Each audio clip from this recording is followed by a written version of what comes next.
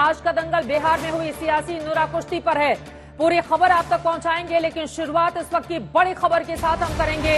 UP का दंगल अपने बेहद दिलचस्प मोड़ पर जा पहुंचा है।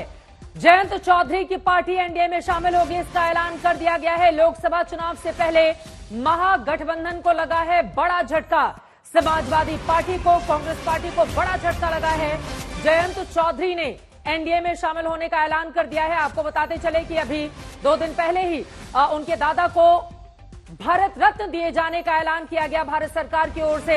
जब पत्रकारों ने उनसे सवाल पूछा था कि अब एनडीए में कब शामिल होंगे, तो उनकी ओर से कहा गया अब क्या बाकी रह गया है, मैं किस मुंह से मना करूंगा। तभी माना जा रहा था कि पूरी तरह से तय है वो एनडीए का हिस्सा बनेंगे, लेकिन अब माना जा रहा है कि जाटों पर प्रभाव डालने के लिए और किसानों को अपने पक्ष में लाने के लिए बीजेपी ने जयंत चौधरी को अपने पाले में लाने का फैसला पहले ही कर लिया था। लगातार उनसे बातचीत चल रही थी और भारत रत्न के ऐलान के साथ 100% इसको माना जा रहा था कि बहुत जल्द जयंत चौधरी इस बारे में ऐलान कर सकते हैं। और अब इंडिया गठबंधन को लगा है झटका। हालांकि लोकसभा में अभी एक भी सीटें नहीं है जयंत चौधरी की पार्टी के पास, लेकिन जाट वोटर्स पर और किसानों पर उनकी पार्टी की अच्छी खासी पकड़ है और इसी वजह से बार बार भारतीय जनता पार्टी उनको अपने खेमे में लाने में जुटी हुई थी, जिसमें आज मिली है उसको कामयाबी। अब कितनी सीटें लोकसभा के लिहाज से उनको दी जाती हैं, क्या उनको राज्यसभा की भी एक सीट ऑफर की जाएगी, आगे का क्या रहता है प्रोसेस, प्रक्रिया, इस पर लगातार हमारी नजर बनी रहेगी। जैसे और जानकारी मिलेगी आप तक पहुंचाएंगे। और अब आगे बढ़ते हुए लेकर चलते हैं आपको बिहार। आज का दंगल बिहार में हुई सियासी नूरा कुश्ती पर है। बिहार में बीजेपी के साथ नीतीश कुमार की सरकार ने आखिरकार विश्वास मत साबित कर दिया। प्रस्ताव के समर्थन में कुल 129 विधायकों ने मत डाले, जबकि विपक्ष में 0 वोट पड़े, क्योंकि विपक्ष ने विश्वास प्रस्ताव पर वोटिंग में हिस्सा ही नहीं लिया, वो वॉकआउट कर चुके थे। इसके पहले आरजेडी के नेता और स्पीकर अवध बिहारी चौधरी के खिलाफ प्रस्ताव आया और अवध बिहारी चौधरी के 125 के मुकाबले 112 वोट से वो हार गए थे। आरजेडी के 3 विधायकों ने भी स्पीकर के खिलाफ वोट किया था। इसके बाद हुई वोटिंग में नीतीश कुमार भी विश्वास मत जीत गए, लेकिन इसके पहले प्रस्ताव पर चर्चा के दौरान तेजस्वी यादव ने नीतीश कुमार पर ताबड़तोड़ वार किया। तेजस्वी ने नीतीश को महागठबंधन तोड़ने के लिए जमकर कोसा, खुद को राम, नीतीश को दशरथ और बीजेपी को कैकेयी बताया इशारों में। बिहार में मिलने वाली नौकरियों का श्रेय लिया, खुद को समाजवादी और कर्पूरी ठाकुर के पथ पर चलने वाला और जनसंघ को कर्पूरी का विरोधी करार दिया। ओल्ड पेंशन स्कीम और स्वास्थ्य विभाग में बहालियां करने की चुनौती भी दे डाली। जाते जाते तेजस्वी ने नीतीश कुमार को वापसी का ऑफर भी दे दिया। लेकिन तेजस्वी यादव का सबसे बड़ा प्रहार यही था कि क्या मोदी की गारंटी की बात करने वाले लोग गारंटी ले सकते हैं कि नीतीश कुमार फिर नहीं पलटेंगे। हालांकि नीतीश कुमार ने सदन में कहा कि अब वो बीजेपी के साथ ही रहेंगे, कहीं नहीं जाएंगे। बिहार के तमाम राजनीतिक घटनाक्रम के बाद सवाल यही है कि क्या बिहार में दी गई सरकारी नौकरियां आरजेडी की कामयाबी हैं? क्या ओल्ड पेंशन स्कीम लागू करने की चुनौती देकर तेजस्वी ने नया शिगुफा छेड़ा है? और क्या नीतीश कुमार ने भ्रष्टाचार की जांच कराने की बात कहकर आरजेडी के परिवारवाद और करप्शन पर सवाल उठाए हैं? इस पर रिपोर्ट आपको दिखाएंगे। लेकिन जयंत चौधरी एनडीए में शामिल होने के ऐलान के बाद उनकी हर खुशी में और हर दुख में ये लोग साझे रहे। एक परिवार के नाते सब लोग यहाँ सम्मिलित हैं और मैं सबसे मिलूंगा। जयंत जी, जिस तरह से आपकी जो खबरें आ रही हैं, आप एनडीए के साथ जा रहे हैं, लेकिन ये खबर ये भी आ रही है कि कई सारे विधायक जो हैं आपके वो कहीं ना कहीं नाराज हैं इस फैसले से, इसलिए कल अयोध्या भी नहीं गए। आप किसी भी मीडिया चैनल ने जो भी इस तरह की खबर निकाली है, मैं नहीं समझता उन्होंने हमारे विधायकों से भी बात की है। मैंने अपने सभी दल के विधायकों से बातचीत की है और बातचीत कार्यकर्ताओं से की है और उसके बाद ये फैसला लिया। ये फैसले के पीछे ऐसा नहीं है कि कोई बड़ी प्लानिंग रही हो या बहुत समय से हम यही सोचे बैठे हों। बहुत कम समय में, अल्प समय में फैसला हमें लेना पड़ा, परिस्थितियों के कारण लेना पड़ा और हमने हमारे कुछ अच्छे हैं देश के लिए, अपने लोगों के लिए, कि हम कुछ अच्छा करना चाहते हैं। और जब भारत रत्न से नवाजा गया है, हम सब का मन प्रफुल्लित है। बहुत बड़ा सम्मान सिर्फ मेरे परिवार के लिए का ही नहीं, हमारे दल तक सीमित नहीं है। देश के हर कोने में विराजमान जो हमारे किसान हैं, नौजवान हैं, गरीब लोग हैं, ये उनका सम्मान किया। क्या आज अजीत सिंह जी की जयंती पर उस तारीख की भी आप घोषणा करेंगे, कब आप एनडीए के साथ आधिकारिक रूप से शामिल हो जाएंगे? नहीं, आज की तारीख तो हम मना रहे हैं, खुशी मना रहे हैं। प्रसाद ग्रहण कीजिए आप भी। धन्यवाद। चौधरी को आप सुन रहे थे। एनडीए में शामिल होंगे जयंत चौधरी, इसका ऐलान उनकी ओर से कर दिया गया है। हालांकि सीटों का फॉर्मूला क्या होगा इसको लेकर अभी तक बात नहीं हुई है, लेकिन अपने कार्यकर्ताओं, नेताओं, विधायकों से बातचीत करने के बाद उन्होंने एनडीए का हिस्सा बनने का ऐलान कर दिया है। अब एक बार फिर से यूपी की सियासत से लेकर चलते हैं बिहार, जहां पर एनडीए की जीत हुई है। नीतीश कुमार आराम से बहुमत हासिल कर चुके हैं विधानसभा के भीतर। इसी पर करने वाले हैं चर्चा। 2024 में इसका कैसा पड़ेगा असर, लेकिन उसके पहले ये रिपोर्ट देखिए।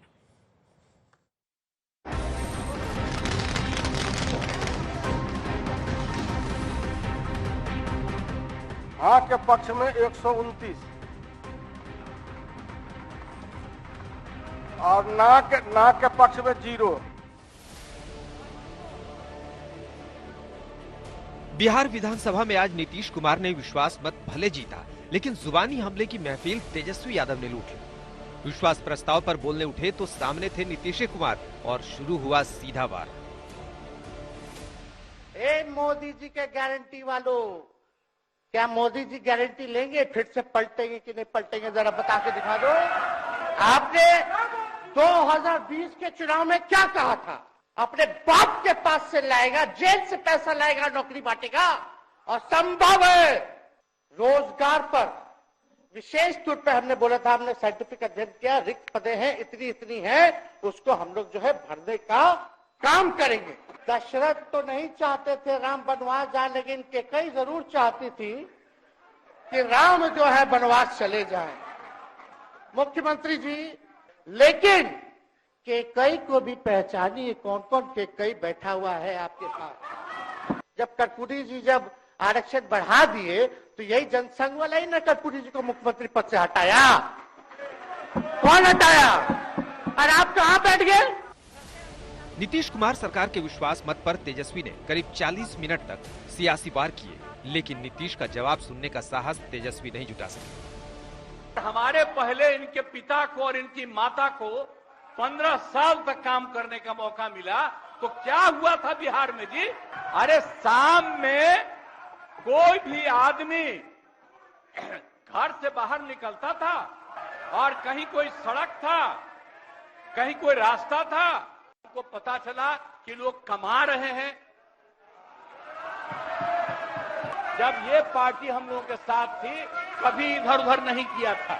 हम लोगों के पार्टी के, इनके पार्टी के अनेक लोगों को पता चला कि कितना लाख लाख दे रहे थे सबको इधर उधर करने की। कहां से पैसा आया, कहां से पैसा आया, हम सबका जांच करवाएंगे।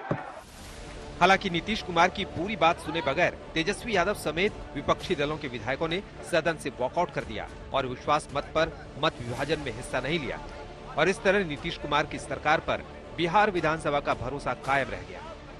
उपस्थित सदस्यों की संख्या के मतदान से यह प्रस्ताव स्वीकृत हुआ। यह सभा वर्तमान राज्य मंत्रिपरिषद में विश्वास व्यक्त करती है।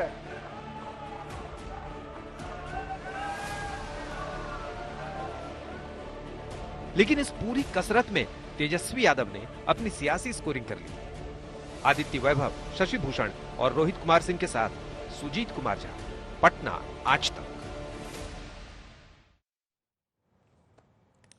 और इसी विषय पर हम चर्चा करेंगे। तू डाल डाल मैं पात पात, इसी तर्ज पर दोनों ही पक्षों की ओर से अपनी बात रखी गई, लेकिन नीतीश कुमार ने बहुमत साबित कर दिया है। बीती रात जमकर पॉलिटिकल ड्रामा पटना की सड़कों पर हमने देखा, लेकिन नीतीश कुमार के लिए कम से कम आज से ऐसा लग रहा है कि अच्छे दिनों की शुरुआत हो गई। लेकिन ये कब तक रहेगा, क्योंकि इस बात की गारंटी क्या सुनिश्चित करेगी बीजेपी की नीतीश कुमार नहीं पलटेंगे?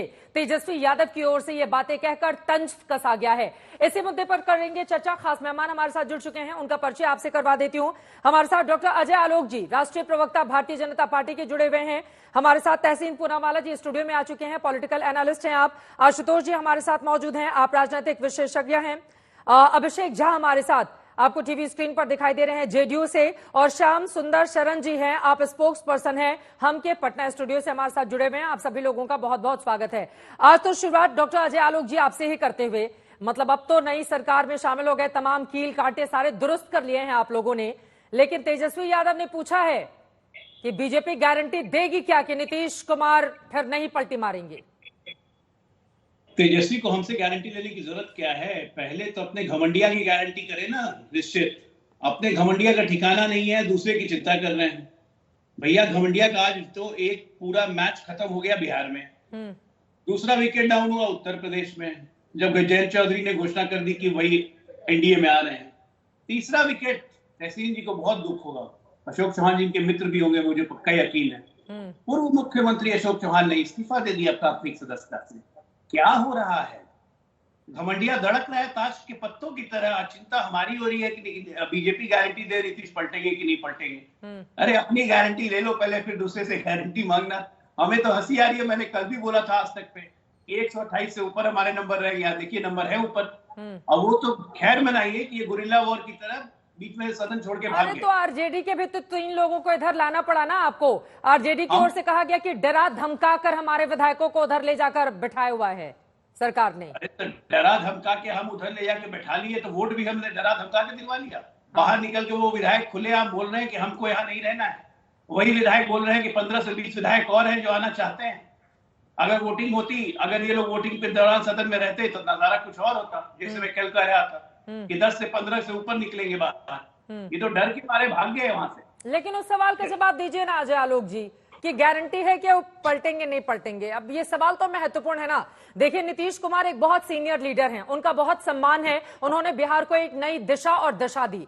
लेकिन 2013 के बाद जो अलटने पलटने वाली राजनीति उनकी ओर से की गई है, यकीनन उस पर जनता का एक वर्ग ऐसा है जो पलटकर सवाल पूछता है कि आप जनता के मैंडेट का बार बार अपमान करते, कभी इनके साथ जाएंगे तो इनको छोड़कर उनके साथ, कभी उनके साथ जाएंगे फिर उनको छोड़कर। 2 साल पर यह अदला बदली जिसको बिहार की जनता झेल रही है, वो पूछेगी ना कि इस बार गारंटी है पक्की या नहीं है गारंटी। अजय आलोक जी देखिए चित्रा जी, एक बात तो बता दूं कि ये मैंडेट जो 2020 में मिला था, ये एनडीए को मैंडेट मिला था, तो इसलिए मैंडेट तो वापस अपने सही जगह पे आ गया है। नीतीश जी क्या करेंगे नहीं करेंगे ये तो खैर नीतीश जी ही जाने, उनकी गारंटी मैं नहीं लेता हूं। लेकिन हाँ, गठबंधन में आए हैं, खुले आप बोल रहे हैं कि आप तो जीवन भर यहीं पर रहूंगा, आप कहीं नहीं जाऊंगा। हाँ। देखिए इसके 2 प्रैक्टिकल रीजन है। अगर आप देखिएगा तो ये जो बोल रहे थे कि कैकई को पहचानिए, कौन कौन बगल में कैकई है, ठीक बोला था। क्योंकि इन्हीं कैकईयों ने नीतीश कुमार के दिमाग में भरा था कि आप चलिए महागठबंधन की तरफ, और इन कुमार गुजराल है देवगौड़ा की तरह आपको भी नेता लोग बना देंगे। उसी के चक्कर में, जो प्रैक्टिकल फैक्ट है, उसी के चक्कर में, महागठबंधन का नेता बनने के चक्कर में जो कंफ्यूजन हुई होगी, उसका नतीजा नीतीश जी ने खुद देख लिया कि हम तो गए थे वो एकजुट करने, कोई एकजुट हुआ ही नहीं, कोई इनको माना ही नहीं। हाँ। और एनडीए में तो लीडरशिप का सवाल ही नहीं उठता है ना। एनडीए में तो लीडरशिप नरेंद्र मोदी जी के नेतृत्व में सबको चल रहा है। उसको कॉन्साइल करके नीतीश जी वापस आए हैं, ठीक है, और एनालाइज करके आए हैं। तो इसीलिए अब गारंटी कहीं नहीं जाएगी। हाँ तहसीन पूनावाला जी, अब गारंटी आप लोग पहले अपनी तो ले लीजिए। महागठबंधन ये वो इतने जोरों शोरों, उधर 3 विधायक जाके उनके पाला में बैठ जाते हैं। वो अशोक चव्हाण का एग्जाम्पल दे रहे हैं महाराष्ट्र का, बाकी जगहों से टूट फूट की खबरें सामने आ रही हैं। गारंटी आप उसकी मांग रहे हैं जो लोग पहले से ही मजबूत है। अपनी गारंटी लीजिए ना कि इधर उधर नाव पर सवारी करने वाले लोग छोड़ छोड़कर क्यों भाग रहे हैं। चित्रा जी, अव्वल तो आपके शो में शिरकत करने का मौका मिला, इसलिए आपका शुक्रगुजार हूं। अजय भाई को बहुत बहुत बधाई, बिहार में फ्लोर टेस्ट में ये पास हो गए।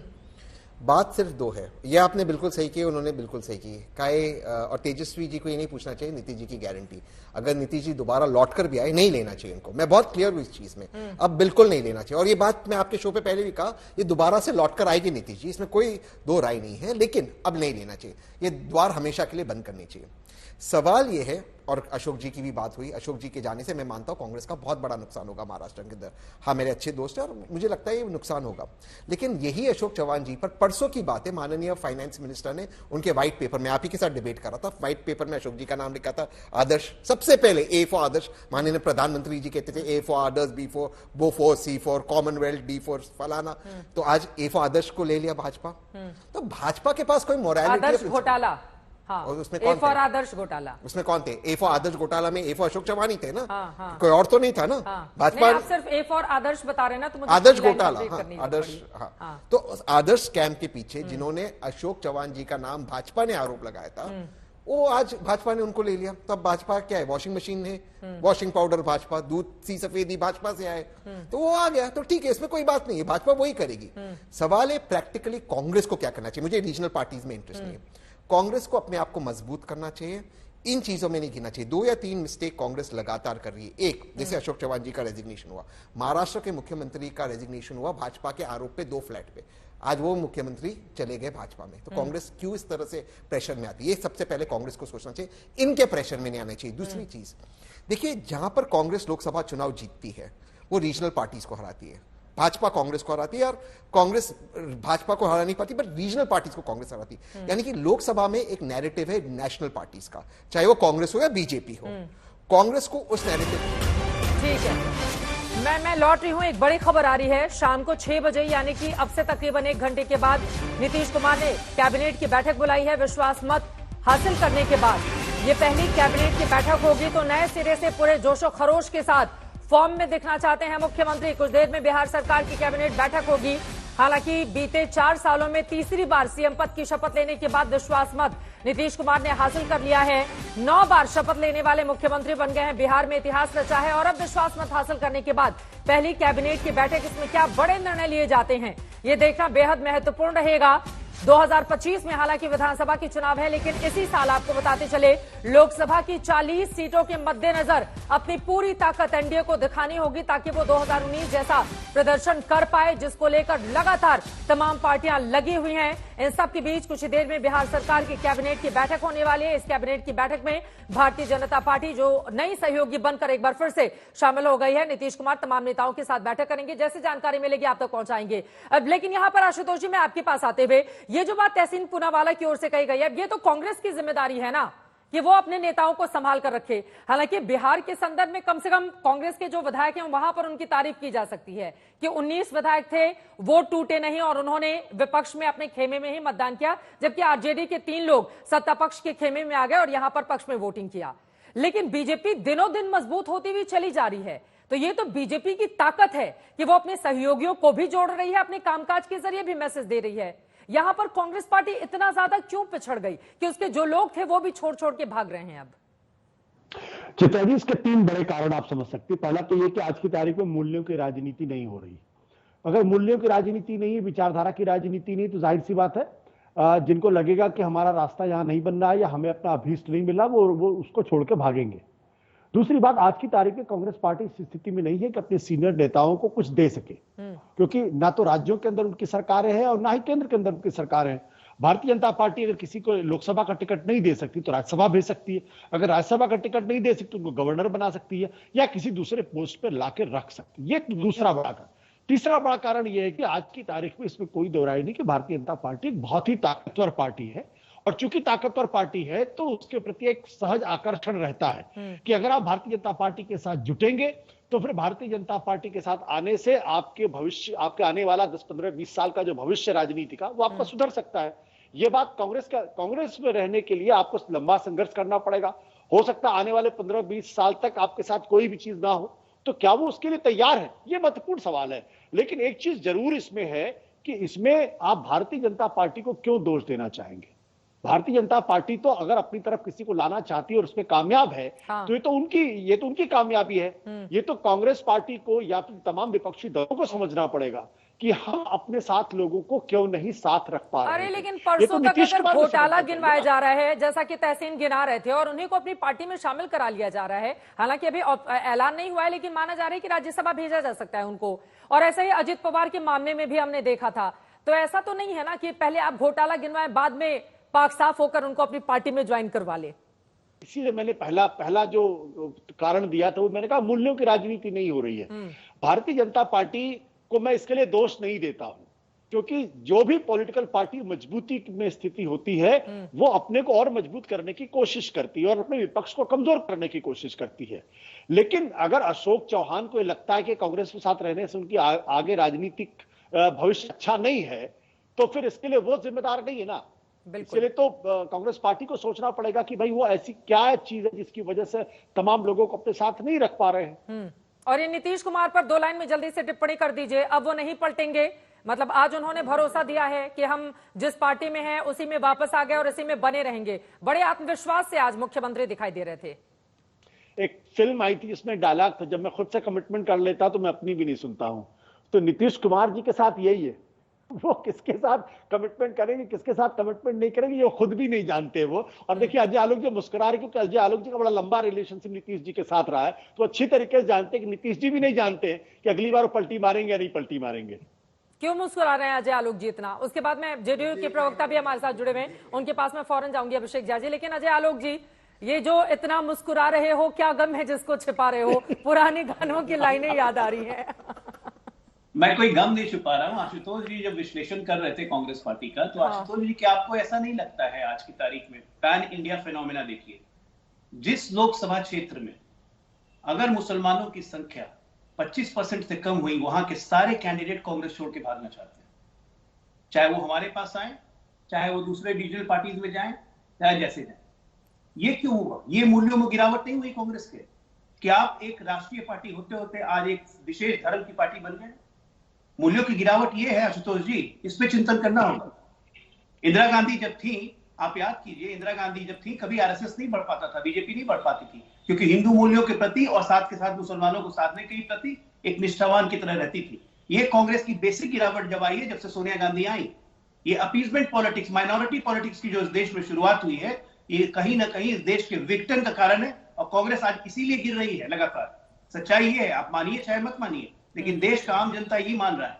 और जहां भी 25% मुसलमानों की आबादी ऊपर है, वहां पे कांग्रेस मजबूत हो जाती है, कैंडिडेट छोड़ के नहीं जाता है।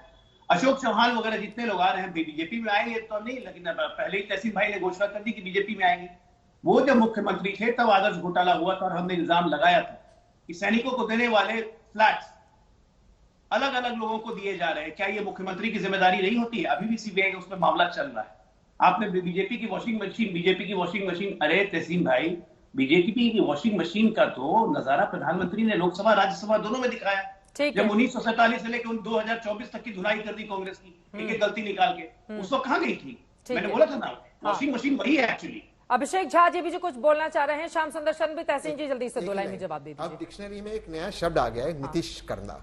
नीतीश करना, जब एक व्यक्ति दो दोस्तों के बीच में एक डाली से दूसरी डाली पे उड़ी मारते, कभी इस डाली पर कभी उस डाली पर, फिर वापस पहली डाली पर आते, उसको डिक्शनरी में नया शब्द का है नीतीश करना, या इंग्लिश में टू नीतीश। ठीक है, मैं आपको रोकना चाहूंगी, बाकी भी दोनों मेहमानों के पास में जाऊंगी, लेकिन उसके पहले बिहार के डिप्टी सीएम विजय सिन्हा जी इस वक्त हमारे साथ जुड़ चुके हैं। आपका बहुत बहुत स्वागत है सर आज तक पर, और बहुत बधाई भी आप लोगों को अभी अभी विश्वास मत हासिल करने के बाद। आज सबसे पहले आज तक चैनल पर आप जुड़े हैं, तो विश्वास बढ़ गया है। अब क्या संकल्प लिया गया है आप लोगों की ओर से बिहार को लेकर? देखिए, बिहार की जनता एनडीए को जनादेश दी थी। बिहार की जनता एनडीए को सत्ता में देखना चाहती थी। माननीय मुख्यमंत्री नीतीश कुमार जी सुधरने का मौका दिए थे जंगल राज वाले को। उन्होंने कहा था कि ये जनता राज लाएंगे, लेकिन वो गुंडा राज में तब्दील करने लगे। हमने आज सदन में भी कहा था कि नेचर और सिग्नेचर नहीं बदलता है। ये गुंडा राज में तब्दील कर रहे थे। नेता प्रतिपक्ष के नाते 500 दिन नेता प्रतिपक्ष का, 341 दिन किसी न किसी जिले के अंदर लोगों के अपराध और भ्रष्टाचार के विरुद्ध आवाज उठाया, सरकार को सजग किया, मुख्यमंत्री को अवगत कराया। और मुख्यमंत्री नीतीश कुमार जी, हमारे देश के प्रधानमंत्री नरेंद्र मोदी जी, गृह मंत्री अमित शाह जी, राष्ट्रीय अध्यक्ष माननीय जेपी नड्डा साहब ने बिहार को बचा लिया। बिहार के हित में, बिहार की जनता के भावनाओं का सम्मान करते हुए, जनादेश का सम्मान करते हुए फिर से एनडीए की सरकार बनी है। और आज एनडीए की सरकार में सदन के अंदर एनडीए के विधायक ही नहीं, दूसरे दल के विधायक भी आकर के समर्थन कर रहे हैं कि बिहार में अपराध भ्रष्टाचार रोकना है तो एनडीए की सरकार जरूरी है। जब आप अपराध और भ्रष्टाचार की बात करते हैं, तो जिन लोगों की ओर से एनडीए को आज समर्थन दिया गया है, जिन विरोधी नेताओं की आप बात कर रहे हैं, बाहुबली परिवार से आते हैं वो लोग, और किस तरह के आरोप उनके ऊपर लगे हुए हैं ये बताने की जरूरत नहीं है। एनडीए खेमे में ऐसा क्या हो गया उप मुख्यमंत्री जी कि आपको आरजेडी के विधायकों के समर्थन की जरूरत आन पड़ी? मैं बता दूं कि जिन 2 लोगों का, 3 लोगों का आप बात कर रहे हैं, मैं लखीसराय विधानसभा से आता हूं और आज तक कोई अपराध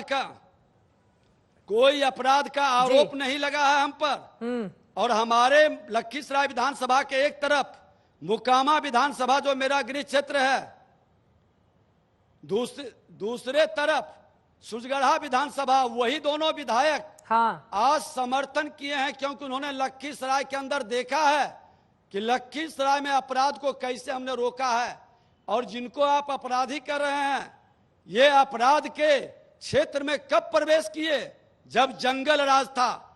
हमारे नौजवानों के हाथ में सत्ता में बैठे लोग हथियार दे रहा था। अब ये भी चाहते हैं कि इनके बच्चे अपराध के क्षेत्र में नहीं जाए, शांति के साथ सुख से जिए, बिहार का विकास हो। ये बड़ी बात है विजय सिन्हा जी, आप बोल रहे हैं यकीनन से नहीं होता है। हाँ। अपराधी कर्म से है, अपराधी को रोकना ठीक है, हर बिहारी की जिम्मेवारी है। एनडीए के सरकार में अपराधी क्यों पैदा नहीं हुआ, लेकिन ये सारे काम तो आप तब कर पाएंगे ना। आज तेजस्वी यादव जी की ओर से आप लोगों से ये सवाल पूछा गया सदन में कि इस बात की गारंटी बीजेपी देगी क्या कि नीतीश कुमार अब नहीं पलटेंगे, क्योंकि ये जो कामकाज आप गिना रहे हैं ये तो तभी संभव हो पाएगा जब सरकार 5 सालों तक साथ में काम करे।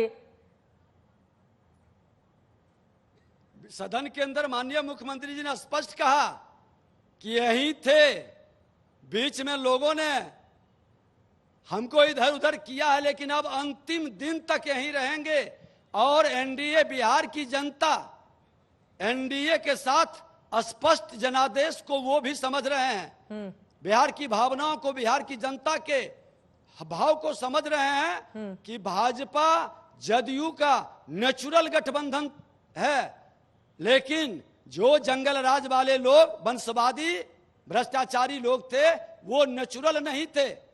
5-5 विभाग रख करके मुख्यमंत्री जी ने भी कहा कि लूटने का सिर्फ काम कर रहा था, अपराधियों को बचाने का काम कर रहा था, माफियाओं को संरक्षित करने का काम कर रहा था जी। ये अंतर है। ठीक और है, इस अंतर में सुधार भी होगा और बिहार बदलाव भी होगा। आज आप लोगों ने जबरदस्त तरीके से आरजेडी पर हमला भी किया है, लेकिन तेजस्वी यादव की ओर से नौकरियों को लेकर, ओल्ड पेंशन स्कीम को लेकर आप लोगों को चैलेंज दिया गया है कि अब आपकी सरकार इसको लेकर आगे बढ़ाए और इसको लागू करे। वहीं दूसरी तरफ नीतीश कुमार ने कहा है कि जब हम बीजेपी के साथ रहते हैं भ्रष्टाचार नहीं होता है, उधर चले जाते हैं तो वहां पर कुछ पैसों के लेन देन की बात सामने आई है, उसकी जांच कराएंगे। तो क्या पहले कैबिनेट की बैठक में ही इस बारे में फैसला लिया जाएगा? देखिए, मुख्यमंत्री जी का अधिकार क्षेत्र, मुख्यमंत्री जी भ्रष्टाचार पर जीरो टॉलरेंस, न बचाते हैं न फंसाते हैं, इस बात पर वो कायम है। हमने नेता प्रतिपक्ष के नाते उनको बार बार आभास करा रहा था कि मुख्यमंत्री जी कहां गया, वो संज्ञान लेना भी चाहते थे, लेकिन इन लोगों का इतना दबाव रहता था। आज मुजफ्फरपुर की घटना में, राहुल साहनी के मामले में कितने लाचार और बेबसी सत्ता के कारण राजद के लोगों ने दिखाया। आज वो स्वतंत्र हैं और पूरी तरह से वो कार्रवाई करेंगे, सदन में उन्होंने खुद कहा है। और इस मामले पर भारतीय जनता पार्टी अपराध भ्रष्टाचार मुक्त बिहार का, जातीय उन्माद से मुक्त बिहार का, विकास की गति बढ़ाने का और देश के प्रधानमंत्री जी का महामंत्र सबका साथ सबका विकास घर घर तक पहुंचाने के संकल्प को साकार करेंगे। तेजस्वी यादव ने यह भी कहा है कि नीतीश कुमार उनके लिए राजा दशरथ हैं, और उन्होंने कहा है कि भगवान राम को वनवास भेजने के पीछे कुछ मजबूरियां रही होंगी, लेकिन नीतीश कुमार ने वनवास नहीं बल्कि जनता के बीच भेज दिया है ताकि तेजस्वी उनके दुख और दर्द को समझ सके। और ये कहा है कि नीतीश के अगल बगल जो कैकई हैं उनसे उनको सावधान रहना होगा। तो आप ही लोगों को ऐसा माना जा रहा है कि कैकई बताने की कोशिश की गई थी राजनीतिक विशेषज्ञों की ओर से।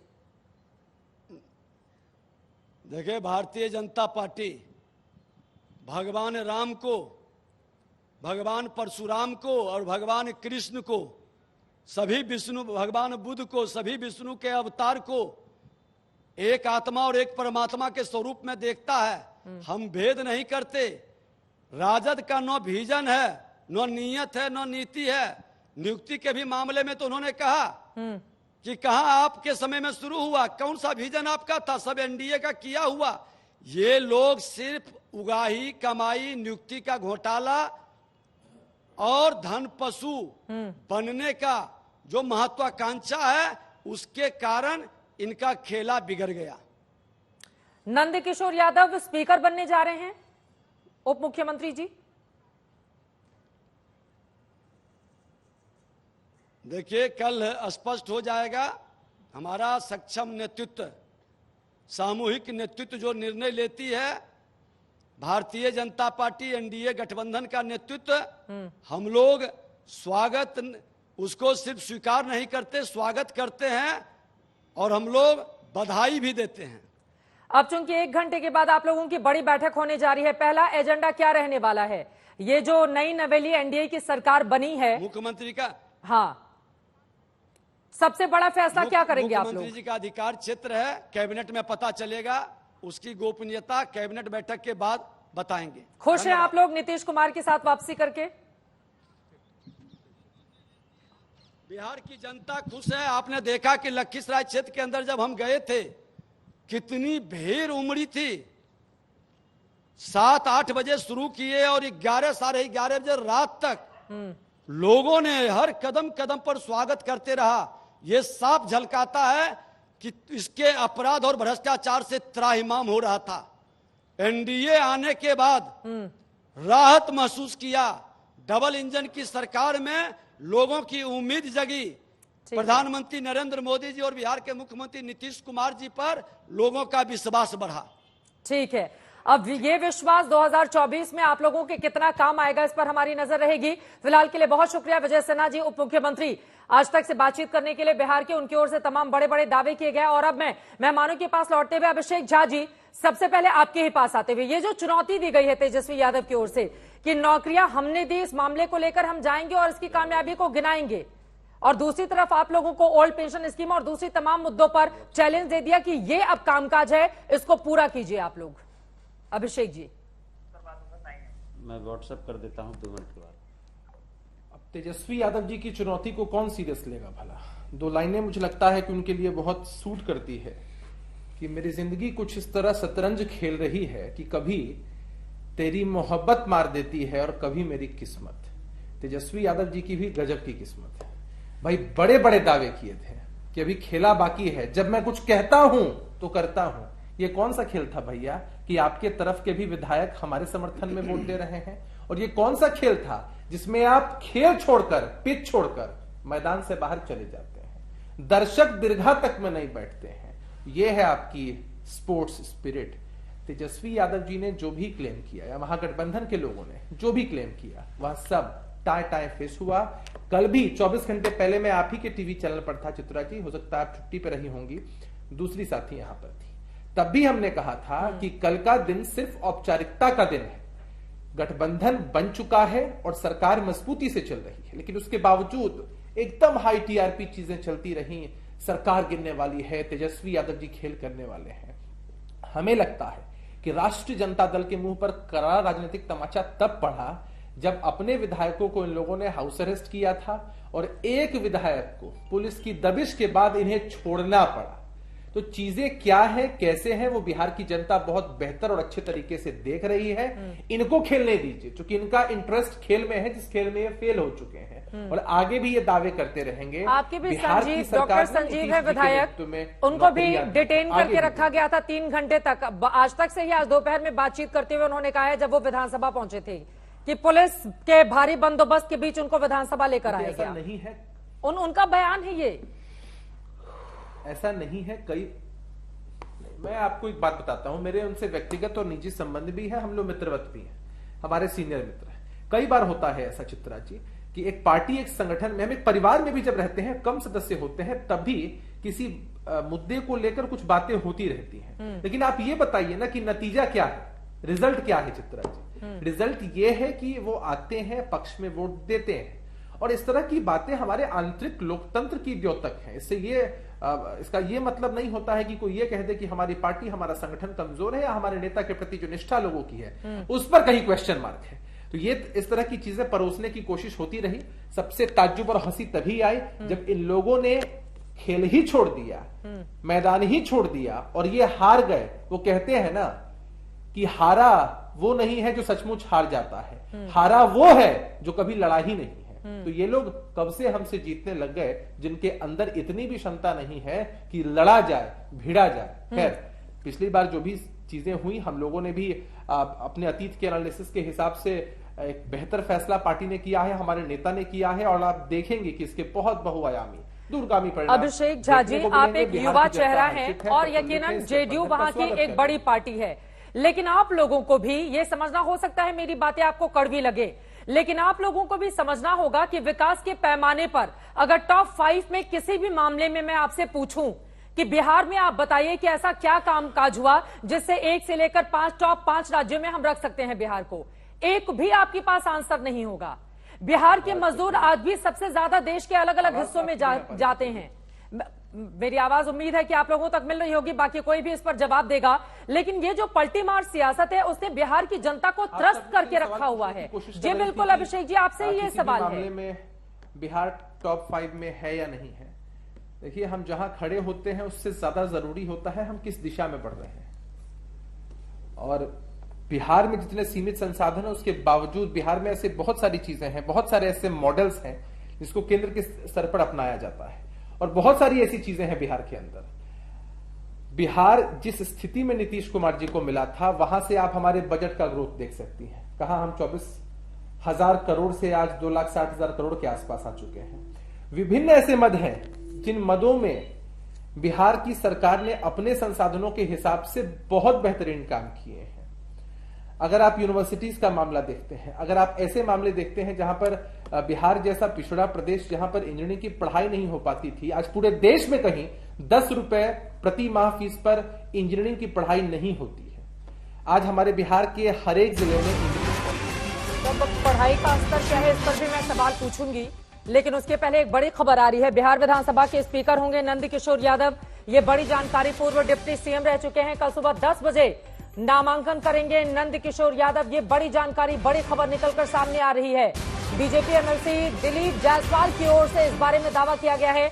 हालांकि डिप्टी सीएम विजय सिन्हा से जब हमने ये सवाल पूछा था तो उनकी ओर से कुछ नहीं कहा गया, लेकिन बीजेपी के एमएलसी हैं दिलीप जायसवाल, उन्होंने कहा है कि बिहार विधानसभा के स्पीकर बनने जा रहे हैं नंद किशोर यादव, और कल सुबह 10 बजे इसके लिए बाकायदा वो नामांकन भी दाखिल करेंगे। पहले से ही तय था कि पहले विजय सिन्हा जी थे, बाद में जब सरकार चली गई, जब नीतीश आरजेडी के साथ आ गए, उसके बाद फिर अवध बिहारी को बनाया गया, और अब यहां पर नए स्पीकर का नाम भी सामने आ रहा है, नंद किशोर यादव। इसको लेकर दावा किया गया है बीजेपी के एक एमएलसी की ओर से। जैसे ही और जानकारी निकलकर सामने आती है आप तक हम पहुंचाएंगे। एक बार फिर से अपने बाकी मेहमानों का रुख करते हुए, और हमारे साथ श्याम सुंदर शरण जी, स्पोक्स पर्सन हम के बहुत देर से जुड़े हुए हैं। श्याम सुंदर जी, अब आप क्या अपनी भावनाएं क्या प्रकट करेंगे? सरकार के ऊपर जिम्मेदारी बड़ी है ताकि बिहार को लेकर आगे जाया जाए, लेकिन फिर आकर उसी पॉलिटिक्स पर ये जो पलटूमार सियासत है सर, अब इसको बंद करना चाहिए बिहार से, कि कम से कम वहां की जनता राहत ले सके। एक सरकार चुनी जाए, 5 सालों तक वो अच्छे से कामकाज करे, जनता के हित में बड़े बड़े फैसले लिए जाए। वो दिन कब देखने को मिलेंगे बिहार की जनता को? श्याम सुंदर शरण जी। देखिए, ये जो सवाल उठता है ये ठीक है, अपनी जगह हो सकता है, लेकिन बिहार की जनता का जो विश्वास है, चित्रा जी, देखने की आवश्यकता इस बात को जरूर है कि जनता ने अटूट विश्वास दिखाया है पिछले 18 सालों से श्री नीतीश कुमार जी के प्रति। अब कतिपय कारणों से जब नीतीश कुमार जी, वो जो जंगल राज के जो युवराज हैं, जो आज कह रहे थे, वो गारंटी खोज रहे थे मोदी जी से कि, और मोदी जी के लोगों से कि वो पलटेंगे कि नहीं। अरे भाई, तुम बताओ अपना, तुम तो गले में पट्टा लगाकर घूम रहे थे। राष्ट्रीय जनता दल के तमाम लोग और दोनों भाई गले में पट्टा लगाकर घूम रहे थे कि चाचा नो एंट्री। तो फिर क्यों आप चाचा के यहाँ दंडवत हुए पड़े हैं?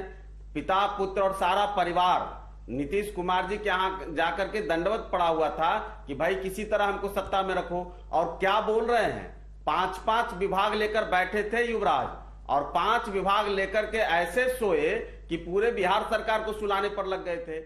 इनके शिक्षा मंत्री रामचरितमानस का पाठ करते घूम रहे थे।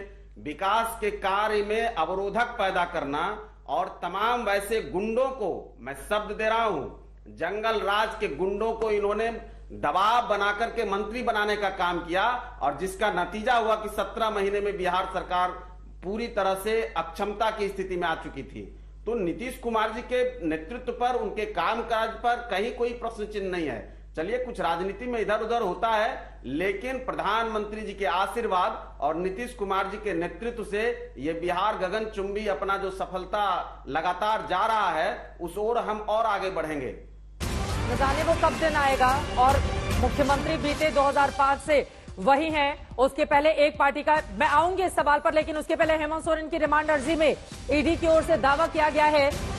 विनोद सिंह, हेमंत सोरेन को लेकर ईडी की ओर से जो नई जानकारी निकलकर सामने आई है, ईडी की ओर से ये दावा किया गया है कि ये विवादित जमीन पर बैंक्वेट हॉल बनाने वाले थे। विवादित जमीन का जो रांची के बड़गाई में 8.5 एकड़ जमीन के मामले में ये वहां पर बैंक्वेट हॉल बनाने वाले थे। रिमांड अर्जी में ईडी की ओर से यह दावा किया गया है। बीते दिनों हम सब ने देखा हेमंत सोरेन को अपनी कुर्सी गंवानी पड़ गई थी। चंपई सोरेन वहां के मुख्यमंत्री बने। आज उनकी रिमांड खत्म हो रही थी पीएमएल कोर्ट में, फिर उनकी आपको बता दें पेशी हुई। इन सब के बीच ये बड़ी विनोद सिंह और हेमंत सोरेन के बीच बातचीत के सबूत है। ईडी की ओर से ये बातें कही गई हैं और जो विवादित सेना की जमीन है उस पर बैंक्वेट हॉल बनाने वाले थे। हमारे पास पूरे सबूत हैं। ईडी की ओर से दावा किया जा रहा है रांची के बड़गाई में 8.5 एकड़ जमीन के मामले में। इसको लेकर जैसे और जानकारी मिलेगी, क्योंकि मुश्किलें यहां पर लगातार बढ़ती हुई हेमंत सोरेन की दिखाई दे रही हैं। उसके पहले आप कुछ बोलना चाह रहे हैं, बताइए। देखिए चित्रा जी, जेडीयू के और एचएम के प्रवक्ता दोनों यहाँ बैठे हुए हैं। जब माननीय नीतीश कुमार जी मुख्यमंत्री बने 18 साल पहले, बिहार सबसे लो, सभी राज्यों में बिहार का स्थान सबसे नीचे था इंडेक्सेस में, हर इंडेक्स पे। आज भी 28 स्थान पे सरकारी आंकड़े हैं। पर कैपिटा इनकम भारत की 99,000 है, बिहार की 58,000 है। आपने कह दिया कि तेजस्वी यादव जी ने गुंडे लाए, ठीक है, लेकिन अल्टीमेटली कैबिनेट तो मुख्यमंत्री तय करते। उस दिन मुख्यमंत्री जी शपथ नहीं लेते, उनको शपथ नहीं देते, कहते मैं नहीं कर रहा हूं। ये तो अपॉर्चुनिस्टिक पॉलिटिक्स होगी। अब आप इन हाइंडसाइट कहते हो ये उन्होंने गलत किया, वो उन्होंने गलत किया। फाइनल रिस्पॉन्सिबिलिटी किसकी होती है? जैसे अंग्रेजी में एक मुहावरा है, द बक स्टॉप्स वेयर। बक तो मुख्यमंत्री पे रुकता है ना। जब भारत सरकार में कुछ गलत होता है, जल से नल भी आता है, कुछ अच्छा तो मोदी जी को श्रेय मिलता है, तो बिहार में क्यों नीतीश कुमार जी की जिम्मेदारी नहीं है? 18 साल से जो व्यक्ति बिहार के मुख्यमंत्री है, यहां से वहां जाने का जिन्होंने काम किया है, उनकी जिम्मेदारी क्यों नहीं कि बिहार ने कोई प्रगति नहीं की? उसकी सारी जिम्मेदारी विधायकों के साथ पूछ लेते। बिल्कुल बिल्कुल, इसलिए मैंने शुरुआत में कहा, बिल्कुल इसलिए मैं शुरुआत में कहा, इसीलिए मैंने शुरुआत में कहा कि कांग्रेस को कभी भी नीतीश कुमार जी के साथ हाथ नहीं मिलाना चाहिए। मेरी सलाह तेजस्वी को, मेरा बहुत अच्छा दोस्त है, अगर वो वापस आए, कोई भी उनके साथ ऑफर दे रहे थे वो, और गारंटी के जरिए उन्होंने एक इशारा तो कर दिया है। अभिषेक झा कुछ बोलना चाह रहे हैं आपकी बातों पर, जल्दी से 2 लाइन में अभिषेक जी। देखिए, कांग्रेस पार्टी तो खुद बेचारी बिहार में अपने पॉलिटिकल रीबर्थ के लिए परेशान है, और कांग्रेस पार्टी का जो हश्र हमेशा राष्ट्रीय जनता दल की तरफ से होता रहा है वो भी सबके सामने रहता है।